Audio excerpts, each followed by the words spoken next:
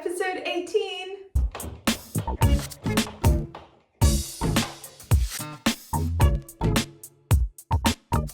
So in this one, we're going to be looking at the exchange rate regimes.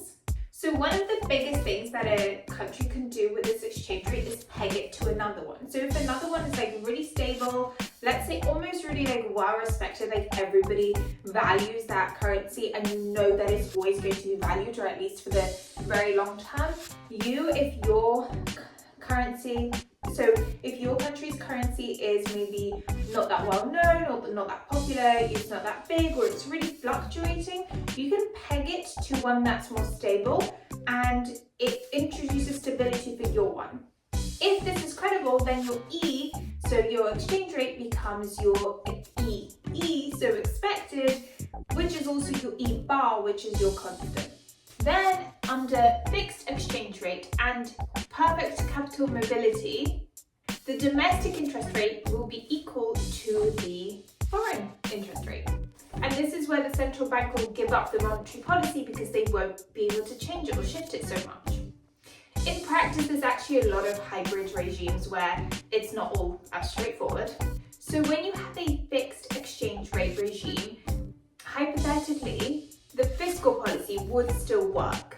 But if there's a recession, then the country won't have its independent monetary policy to be able to fall back on because it's going to be pegged. Sometimes you'll have speculators, which may be advisories to the government, central bank, etc.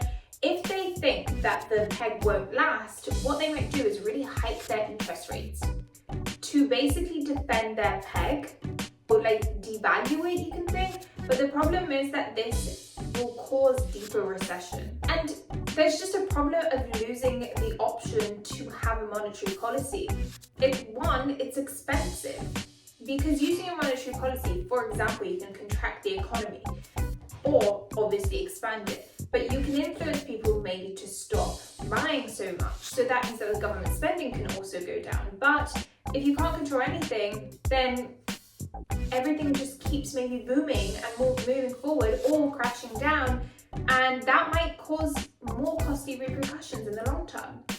Then another problem comes that across all of the economies that are pegged together, if there is a macro shock in one of them, it's going to happen in all of them. It's like a domino effect. You can't get out of it. So if you have a problem in your economy and you have 2 or 3 countries pegged to your currency, they are going to face those same problems. It's literally going to transfer to them. That's it for this one. Remember, you can book in one-on-one tutoring with me. Just look below how to do it. Thank you for watching.